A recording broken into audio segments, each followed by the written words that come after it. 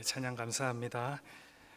우리 인간에게 가장 친숙한 가축 중에 돼지가 있습니다. 우리는 주로 평소에 먹는 것에만 관심이 참 많았기 때문에 돼지가 가지고 있는 특성에 대해서는 생각해 볼 시간이 별로 없었습니다. 근데 여러분, 돼지가 못하는 것이 하나 있다라고 합니다. 자, 돼지는 땡땡땡을 할 수 없다. 여러분들 뭐라고 생각하십니까?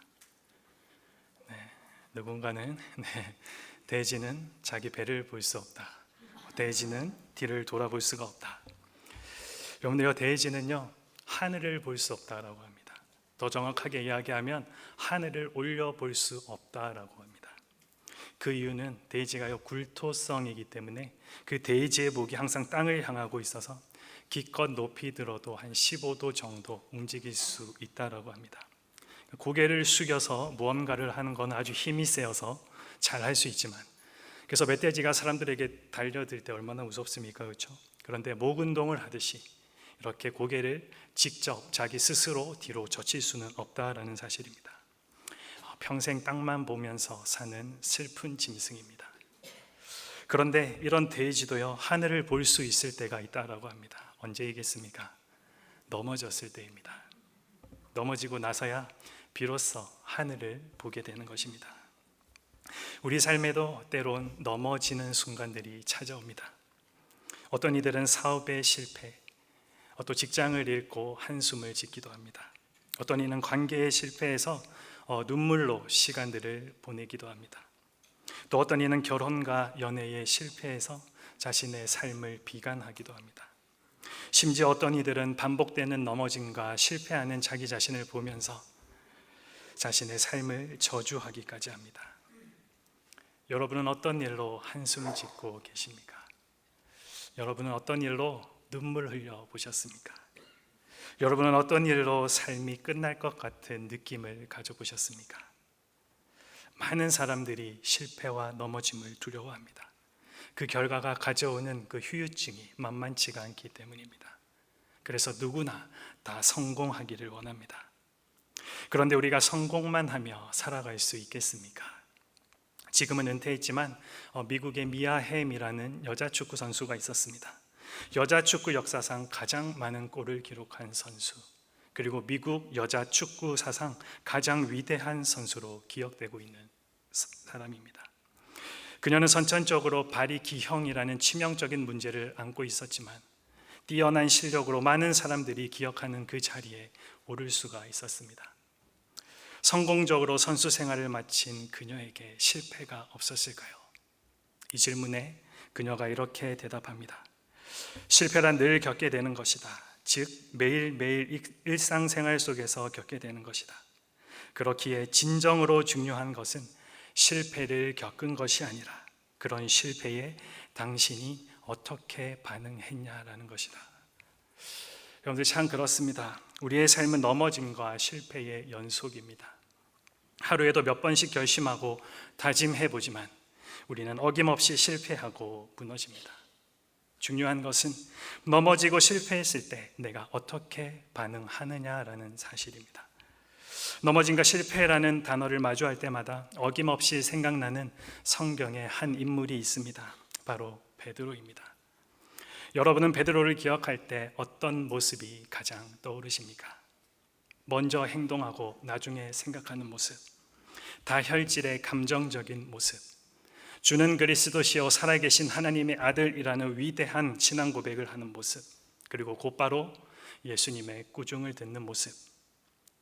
그 중에서 아마 베드로 하면 빼놓을 수 없는 모습은 예수님을 결코 버리지 않겠다라고 호언장담했던 그가 어린 여종 앞에서 예수님을 모른다라고 부인했던 장면일 것입니다. 이런 베드로가 사실 참 친숙하게, 친근하게 느껴집니다. 우리처럼 실수도 많고 또 실패도 많고 주를 따르겠다라고 자신 있게 소리쳤지만 바로 배신해버리는 그 부끄러운 넘어짐이 우리의 모습과 많이 닮아있기 때문입니다. 그래서 오늘 베드로의 허락은 받지 않았지만 별명을 한번 붙여보았습니다. 넘어짐과 실패의 아이콘이다. 불명예스러운 이 별명이지만요, 그런데 여러분, 베드로의 이 삶의 결론이 실수하고 실패한 것으로 그냥 그렇게 끝나버렸을까? 사실 요한복음은 20장에서 끝나도 전혀 손색이 없습니다. 요한복음 20장을 오늘 보시면 20장 마지막 두 구절을 한번 제가 읽어보겠습니다. 예수께서 제자들 앞에서 이 책에 기록되지 아니한 다른 표적도 많이 행하셨으나 오직 이것을 기록함은 너희로 예수께서 하나님의 아들 그리스도이심을 믿게 하려 함이요 또 너희로 믿고 그 이름을 힘입어 생명을 얻게 하려 함이니라. 이것은요, 요한복음을 기록한 요한의 목적이기도 합니다. 여기서 마무리되어도 그 누구 한 사람 전혀 이상하다라고 말할 수 없이 완벽한 마무리입니다. 그런데 마지막인 줄 알았던 이때에 그때 한 가지의 이야기가 더 남아있다 우리들에게 들려주고 있습니다. 이것은 마치 연극에서 커튼이 다 내려오고 난 이후에 한 배우가 다시 등장해서 우리가 본 연극에 대한 마지막 이야기를 해주는 에필로그와도 같은 것입니다. 우리 이것을 통해서 우리가 보고 들은 모든 것의 의미를 혹시나 잘못 이해하지 않았는지 확인해 보게 됩니다. 그리고 그것을 통해 우리는 한 가지 더 잊을 수 없는 이야기들을 우리 마음 가운데 기억하곤 합니다. 오늘 요한복음의 에필로그가 저와 여러분들에게 말해주고 싶은 내용, 우리들로 하여금 꼭 기억하게 해주고 싶은 내용이 무엇이겠습니까? 요한복음 21장은 오늘 이렇게 시작되고 있습니다. 그 후에 예수께서 디베랴 호수에서 또 제자들에게 자신을 나타내셨으니, 그 후에라는 것은 예수님이 부활하셔서 제자들에게 두 번 나타나신 이후의 일을 기록하고 있습니다. 14절에 의하면 오늘은 바로 세 번째다라고 이야기합니다. 오늘 이야기의 배경은 디베랴 호수입니다. 이 디베랴 호수는 갈릴리 호수를 이야기합니다. 복음서가 쓰여지던 당시에 로마인들이 이곳을 황제 이름을 따서 디베랴라고 불렀습니다. 제자들이 예루살렘이 아닌 갈릴리에 돌아와 있음을 발견하게 됩니다. 그리고 돌아온 제자들 중에는 베드로도 포함되어 있는 것을 오늘 2절을 통해서 우리는 알 수가 있습니다. 예수님이 부활하셨다, 예수님이 다시 사셨다라는 너무나도 놀랍고 감격적인 그 이야기를 듣고 보았음에도 베드로의 선택은 예루살렘이 아니라 갈릴리였다라는 사실입니다. 사실 그의 마음속에는 예수님의 죽음을 막지 못했다라는 자책감이 여전히 남아 있습니다. 고난의 길을 가시는 예수님을 부인하며 도망친 자신에 대한 울분도 남아 있습니다. 베드로의 이 말이 그의 심정을 대변해 주고 있는 듯합니다. 3절 말씀입니다. 나는 물고기 잡으러 가노라. 친구여, 나는 물고기 잡으러 가네. 이 얼마나 쓸쓸하게 느껴지는 이야기입니까? 그래서 그는 다시 갈릴리로 돌아왔습니다. 옛 직업인 물고기라는 그 물고기 잡는 일에 몰두하려 하였습니다. 그런데 이 절망의 순간에 우리 예수님께서 베드로를 찾아오십니다. 도망가는 베드로를 향해 손을 내미시는 주님. 어떻게 보면 항상 하나님께서 우리들의 다가오는 방법과 똑같은 것 같습니다. 도망치는 우리, 먼저 손 내미시는 하나님, 끝까지 쫓아오시는 하나님. 우리는 이것을 은혜라고 합니다. 우리가 살아가는 이 세상에는 사실 은혜가 없습니다. 그래서 한번 실수하면 그대로 아웃인 것이 우리의 삶입니다. 우리는 조그만 약점만 갖고 있으면 주위의 사람들이 서로 물어뜯기 위해 달려듭니다. 하지만 우리 주님은 무너지고 실패한 그 자리에서 새로운 일을 시작하십니다. 바로 회복입니다. 회복의 은혜는 실패한 자리에서 일어난다라는 사실입니다.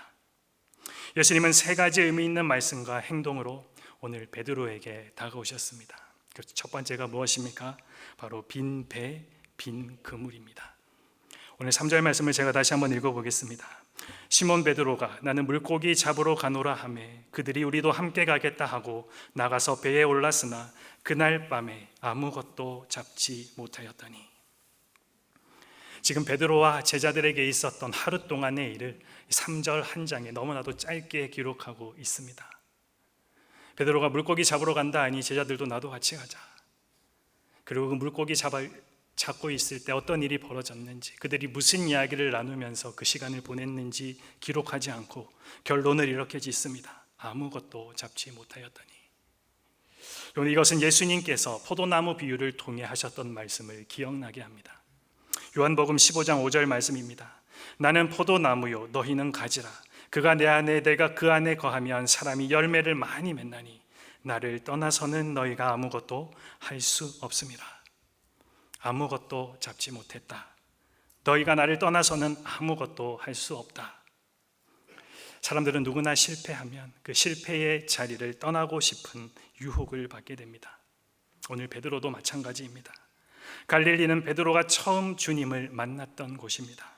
밤이 맞도록 고기를 잡았지만 한 마리도 잡지 못했던 그 실패의 현장, 그 실패의 현장을 3년 만에 다시 돌아와 있습니다.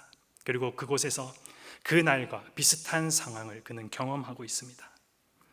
그렇습니다. 넘어짐을 경험할 때 그 옛날 하나님을 떠난 불신앙의 자리로 다시 돌아가는 것, 그것은 해답이 아닙니다. 베드로가 다시 예전으로 돌아왔지만 그는 여전히 실패한 삶을 살아가고 있습니다. 도망치는 것도 답이 아닙니다. 우리가 하나님을 떠나 어디까지 도망갈 수 있겠습니까? 도망가는 것이 아니라 오히려 회복시키시는 하나님을 신뢰하고 다시 그 하나님께로 돌아오는 것, 그것이 우리의 살 길입니다. 오혜령이라는 작가가 있습니다. 어렸을 때부터 부모의 신앙을 물려받아서 예수님을 알았지만 인격적인 예수님을 만나지는 못했습니다. 그런데 30대라는 젊은 나이에 많은 병을 얻게 되고 그 질병의 고통 가운데서 인격적인 예수님을 만나게 되었습니다. 그리고 그분이 자신의 책에서 이렇게 고백했습니다. 당신 없는 생애 호수에 그물을 던지고 물고기가 잡히기를 바랐던 지난 나날들은 죽은 시간이었습니다. 오 주님, 이제 당신께서 그물을 채워주소서. 그러면 저는 비로소 살 것입니다. 삶의 가장자리에 계신 부활의 주님, 저희의 계획을 가감하게 포기하고 당신에 대한 신뢰 속에서 새로 시작하는 각오를 다지게 하소서. 날마다 호숫가에서 저희를 기다리시는 그 당신을 바라보게 하옵소서. 여러분도 삶의 자리에서 부활의 주님, 지금도 살아계신 그 주님을 바라보지 못하고 그 주님은 없이 여전히 혼자서 호수에 서서 그물을 던지고 있지는 않으십니까? 주님이 찾아오셔서 안겨주시는 희망을 보지 못하고 계속해서 절망과 희망 사이에서 오락가락하고 있지는 않습니까? 날마다 호숫가에서 우리를 기다리는 그 주님을 알아보지 못한 채 그냥 주저앉아 울고 있지는 않습니까? 우리의 삶에도 빈 그물이 있습니다. 여러분은 무엇으로 그 빈 그물들을 채워가고 있으십니까? 세상에서는 이 빈 그물을 실패라고 이야기합니다. 하지만 하나님의 자녀인 우리에게는 빈 그물은 실패가 아니라 주님의 채우심을 경험하는 기회의 자리입니다. 예수님이 오늘 제자들을 찾아오셔서 그들의 감추어진 첫사랑과 그리고 믿음을 다시 한번 회복시켜 주십니다. 그리고 그들에게 너무나도 다정하게 얘들아 라고 부르시면서 그들을 향한 친밀한 사귐을 여전히 거두지 않으셨음을 보여주고 있습니다. 주님으로 우리 삶의 빈 그물을 채우는 것이 우리가 사는 길입니다. 두 번째로 예수님께서 준비하신 것이 무엇입니까? 숯불입니다. 9절 말씀을 보면 육지에 올라보니 숯불이 있는데 그 위에 생선이 놓였고 떡도 있더라. 여러분은 숯불 하면 어떤 기억들이 떠오르십니까? 우리는 숯불을 언제 킵니까? 다른 사람들과 함께 즐거운 시간을 보내기 위해서 핍니다. 그런데 이 베드로에게 있어서 숯불은 정말 기억하고 싶지 않은 현장입니다. 베드로는 이 숯불을 볼 때마다 잊을 수 없는 한 장면이 기억나는 것입니다. 어떤 사건입니까? 예수님을 부인했던 그날 새벽, 그 가야바 법정에도 이 숯불이 있었습니다. 요한복음 18장 25절 말씀입니다. 시몬 베드로가 서서 불을 쬐더니 사람들이 묻되 너도 그 제자 중 하나가 아니냐? 베드로가 부인하여 이르되 나는 아니라 하니. 한글 표현은 불과 숯불로 다르게 표현하고 있지만 원어의 표현은 동일한 단어로 사용되고 있습니다. 가야바 법정에 피어져 있던 그 불은 모닥불이 아니라 바로 숯불이었다라는 사실입니다. 오늘 그 숯불 주변에서 있었던 그날 밤의 사건은 베드로에게 정말로 기억하기조차 싫은, 아니 아예 잃어버리고 싶은 비참한 실패의 현장이었습니다. 그런데 예수님은 베드로를 다시 그 실패의 숯불가로 오늘 부르고 계십니다. 이유가 무엇입니까? 상처는 외면하고 도망친다고 해결되는 것이 아니기 때문입니다. 잊어버리겠다라고 다짐하고 아무리 생각해봐도 그렇게 잊혀지는 것이 아니기 때문입니다. 땅에서 넘어진 사람은 다시 땅을 딛고 일어서야 합니다. 숨기고 싶은 과거는 아프지만 우리는 대면해야 합니다. 오늘 베드로도 숯불은 상처를 드러내야 하는 고통이지만 그 상처가 드러나야 비로소 치유가 될 수 있는 것입니다. 이 상황을 아시는 예수님께서는 오늘 이 숯불을 준비하시면서 혹시나 준비한 이 숯불이 베드로에게 있어서 책망이나 질책이 될까 봐 예수님께서 준비하신 것은 따뜻한 아침 식사입니다. 12절 말씀해 보니 예수께서 이르시되 와서 조반을 먹으라. 베드로야, 와서 같이 밥 먹자. 이 장면을 보며 우리 어렸을 때 뭔가 잘못하고 방 안에 혼자 있을 때 나가도 되나, 계속 있어야 되나 망설이고 있을 때 어머니께서 요한아 밥 먹자, 나와라. 꼭 이 말씀과 똑같은 것 같습니다. 다 용서했다라는 의미가 들어가 있는 것이죠. 배신한 제자들이지만, 그래서 이제는 주님 앞에 설 수 없다라고 생각했지만 예수님은 여전히 그들을 가족의 자리로 초청하시는 예수님의 모습을 우리는 발견할 수가 있습니다. 그 제자들의 연약함까지도 사랑으로 끌어안고 계시는 예수님을 우리는 그 자리에서 만나게 되는 것입니다. 여러분, 그 아침 식사를 함께 했던 베드로와 제자들, 그 시간을 통해서 내가 예수님께 다시 받아지고 있구나라는 것을 느끼지 않았겠습니까? 우리도 상처가 있습니다. 그 상처를 주님 앞에 가지고 나와야 합니다. 어려울 때, 고독할 때, 외로울 때, 실패했을 때, 눈물이 날 때, 사랑받지 못한다고 느낄 때, 내 힘으로는 더 이상 아무것도 할 수 없다라고 생각이 들 때, 바로 그때가 주님과의 좋은 추억을 쌓을 시간입니다. 예수님께서 준비하신 세 번째는 세 번의 질문입니다. 우리가 오늘 다 읽지는 않았지만 본문 뒤에 이어지는 15절부터 17절까지 예수님께서는 같은 질문을 세 번씩이나 반복하고 있는 것을 볼 수가 있습니다. 어떤 질문을 하고 계십니까? 17절 말씀을 보겠습니다. 세 번째 이르시되 요한의 아들 시몬아 내가 나를 사랑하느냐 하시니 주께서 세 번째 내가 나를 사랑하느냐 하심으로 베드로가 근심하여 이르되, 다른 사람은 예수님을 버려도 나는 결단코 예수님을 버리지 않겠노라라고 장담했던 베드로였는데, 그런데 그 약속을 지키지 못했습니다. 베드로는 다혈질이고 감정적인 사람이기도 하지만 사실 그는 정의파입니다. 의리가 있는 사나이였습니다. 그런데 그런 자신의 모습을 보며 다시는 내가 예수님 사랑한다, 함부로 고백하지 않겠다 다짐하지 않았겠습니까? 나는 더 이상 그럴 만한 자격이 없다라고 스스로 마음의 문을 닫고 있지 않았겠습니까? 예수님께서 그것을 아시고 베드로에게 찾아오셔서 베드로가 피하고 싶었던 그 질문을 다시 던지십니다. 그러기에 이 대화는 절대로 간단한 대화가 아닙니다. 그냥 책에 있는 글을 읽으면서 우리가 서로 대화를 나눈 것과 같은 그런 대화가 아닙니다. 질문하고 대답하는 단순한 대화가 아님을 오늘 성경도 분명히 우리들에게 말해주고 있습니다. 17절 말씀을 다시 보면 이 세 번의 질문을 받고 베드로의 모습이 나옵니다. 베드로가 근심했다. 한글 성경은 이것을 근심하여 이르되라고 표현하고 있지만 영어 성경으로 보면 이것은 통증을 느끼고 있다라고 기록하고 있습니다. 원어의 의미는 더욱더 적극적입니다. 슬픔으로 상처를 입었다. 지금 베드로는 예수님께서 하신 그 질문에 대답을 해야 하는 의무, 그리고 자신의 한쪽 가슴에서는 아니 내가 이 약속을 지킬 수 없을 것 같다라는 그 양심과 대답해야 할 그 의무 사이에서 충돌하고 갈등하고 있는 모습을 우리들에게 보여주고 있는 것입니다. 이 모습이 우리와 많이 닮아 있지 않습니까? 어차피 우리 은혜 받아봤자 또 넘어질 것이 분명하기 때문에, 어차피 용서 받아봤자 또 그 자리에서 주님을 배신할 것이 분명하기 때문에, 세상이 내 마음대로 되지 않는다는 것을 내가 너무 잘 알고 있기 때문에, 잘하려고 노력해도 연약한 나의 모습을 뼈저리게 경험한 것이 계속해서 반복되었기 때문에 우리는 쉽게 고백하지 않고 서원하지 않습니다. 쉽게 결단도 하지 않고 우리는 마음을 열지도 않습니다. 주님은 이런 우리를 찾아오셔서 말씀하십니다. 얘들아, 너를 만들어낸 것은 너가 아니라 나다.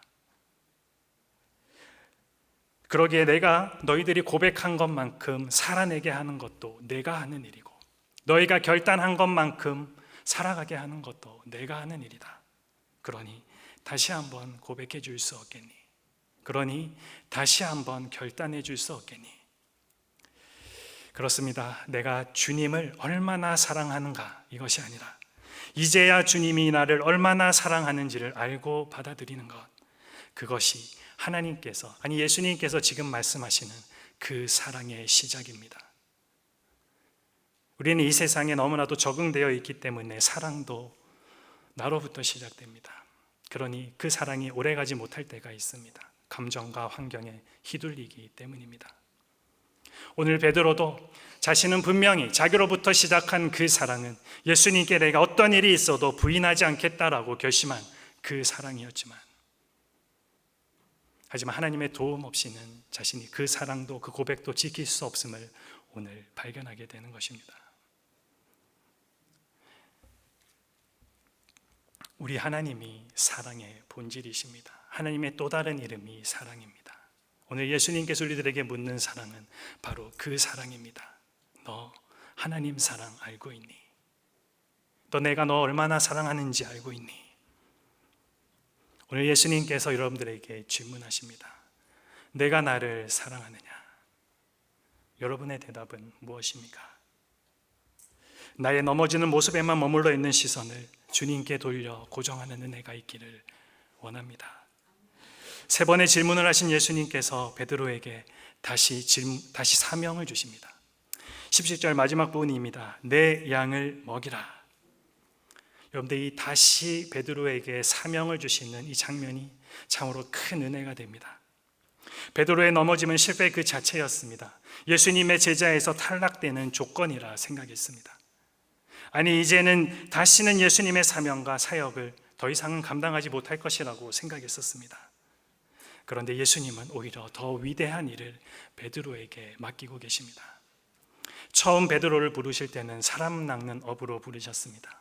그런데 지금은 내 양을 먹이라, 내 양을 치라. 양을 먹이고 양을 치는 자가 누구입니까? 목자입니다. 어떻게 베드로에게 이런 큰 사명을 예수님께서는 맡기실 수가 있습니까? 또 실수하고 넘어지고 언제 또 배신할지 모르는 그 제자를 어떻게 예수님은 사용하실 수가 있으십니까? 여러분, 사랑받은 사람이, 사랑을 경험해 본 사람이 다른 사람을 사랑할 수 있습니다. 무언가에 용서받은 경험이 있는 사람이 다른 사람을 용서할 수 있기 때문에 그렇습니다. 그러니 이제 베드로는 가능해졌습니다. 실수와 실패가 있지만 그것을 뛰어넘는 하나님의 은혜가 있음을 알았으니 베드로는 이제 그 사명을 감당해 갈 수가 있는 것입니다.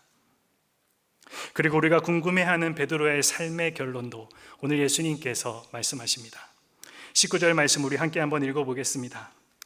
이 말씀을 하심은 베드로가 어떠한 죽음으로 하나님께 영광을 돌릴 것을 가르치심이로라. 이 말씀을 하시고 베드로에게 이르시되 나를 따르라 하시니. 아멘. 여러분, 여기에 베드로의 삶의 결론이 어떻게 기록되고 있습니까? 예수님을 부인한 실패자, 그것이 아니라 하나님께 영광 돌리는 죽음을 맞이하는 자입니다.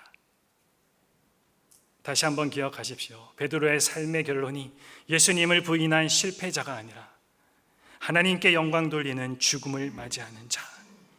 오늘 여기에 예수님의 제자 베드로의 희망이 있고 오늘을 살아가는 예수 그리스도의 제자인 저와 여러분의 희망도 있는 것입니다. 혹시 우리 중에 실패한 자가 있습니까? 혹시 상처받고 아직까지 그 상처가 아물지 않아서 주님의 일에 손을 놓고 있는 자들이 있습니까? 혹이 있다면 오늘 베드로가 경험한 이 회복의 은혜를 간구하십시오.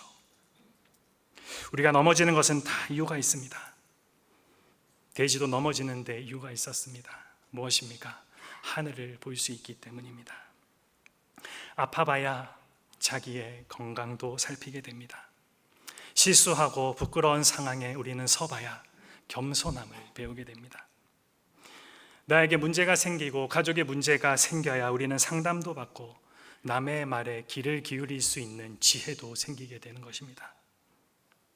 우리의 모습이 때론 돼지를 닮아서 물질의 권력에 사람의 눈이 멀어 그것만을 찾아 고개를 파묻고 땅만 파헤치고 있지는 않은지 우리는 돌아봐야 하겠습니다. 그러나 또 기억할 것은 우리의 그 넘어짐을 그대로 두셨다면 오늘 베드로의 인생은 벌써 끝난 인생입니다. 베드로의 삶과 너무나도 많이 닮아있는 우리의 인생 또한 끝난 인생입니다. 그런데 그것이 끝이 아닙니다.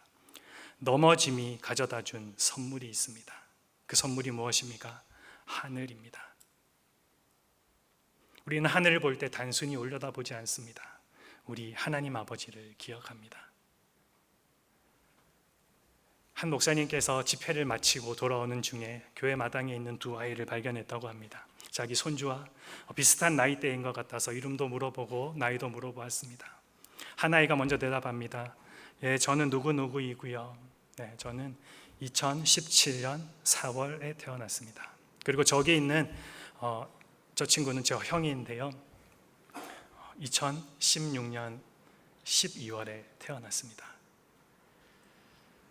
조금 이상하시죠? 목사님도 이상해가지고 쳐다보는데 아이가 웃으면서 이야기합니다. 우리 아버지가요 입양했어요. 근데 목사님도 모르게 그럼 누가 입양했니? 라고 물어본 겁니다. 그 모습을 보고 두 아이가 얼굴을 마주보고 웃더니 목사님께 이렇게 이야기합니다. 목사님, 저희도 사실은 그게 너무 궁금해가지고 우리 아빠한테 물어봤거든요. 그런데 우리 아빠가 그것은 하나도 중요하지 않다라고 했어요. 누가 입양되었는지 중요하지 않다라고 이야기했어요. 왜냐하면 우리를 똑같이 사랑하시기 때문에 그렇대요. 그래서 우리는 그거 몰라도 상관없어요. 여러분들, 이 아이들의 이야기를 듣고 집으로 돌아오는 길에 목사님이 그 아이들의 이야기가 계속 생각나면서 하나님 앞에 우리의 모습이 생각났다라고 합니다. 하나님 앞에 우리의 모습도 우리는 입양 아들입니다. 감히 하나님의 자녀가 될 수 없는 우리들을 하나님께서는 예수 그리스도를 땅 가운데 보내셔서 우리를 하나님의 자녀로 불러주셨습니다. 그 영광스러운 자리에 우리를 서게 하셨습니다.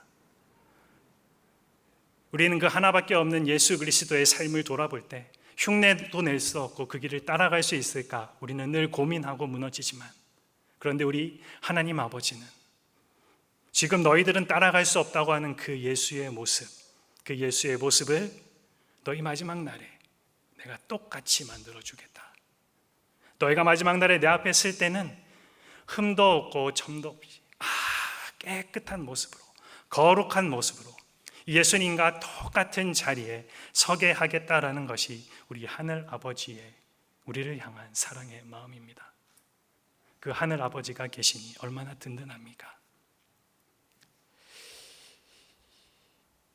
우리에게 주어진 선물은 이 아름다운 하늘을 볼 수 있게 해주신 것, 그리고 위대한 하나님을 만나게 해주신 것. 그렇기에 넘어짐은 우리들에게 감사가 되는 것입니다.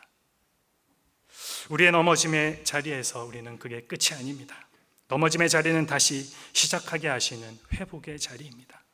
넘어지고 실패할 수밖에 없는 우리이지만 그 자리에서 다시 일어나서 주님이 앞서 걸으신 길을 우리는 따라가야 합니다. 진실한 마음으로 하나님께 엎드릴 때, 간절한 마음으로 말씀 앞에 나아갈 때 우리의 연약함과 부족함에도 불구하고 하나님은 우리를 향한 회복의 은혜를 거두지 않으시고 베풀어 주시는 우리 아버지이십니다. 나 같은 사람이 뭘 할 수 있을까 고민할 때가 참 많이 있습니다. 이렇게 해가지고 제대로 살아갈 수 있을까? 그런데 오늘 여러분들, 우리가 찬양을 할 때 어떤 베드로를 기억하고 있습니까? 주를 사랑한다던 베드로 고백처럼, 주를 배신한다던 베드로 고백처럼이 아니라 주를 사랑한다던 고백처럼, 그리고 실제로요, 요한복음을 한 장 넘기면 나오는 사도행전의 모습, 나오는 베드로의 모습은 복음서의 베드로와 사도행전의 복음서의 베드로는 전혀 다른 삶을 살아가고 있습니다. 그리고 마지막의 삶도 하나님께 영광 돌리는 죽음이다. 여러분, 우리도 마지막 베드로처럼, 후일의 베드로처럼 저와 여러분의 삶도 그렇게 결론 내어지기를 소망합니다. 기도하시겠습니다. 주님, 오늘도 우리에게 다가오시고 손 내밀어 주시니 참으로 감사합니다. 계속해서 넘어지고 실패하는 우리입니다. 우리를 믿지 않고 주님을 믿으며 살아가게 하여 주시옵소서.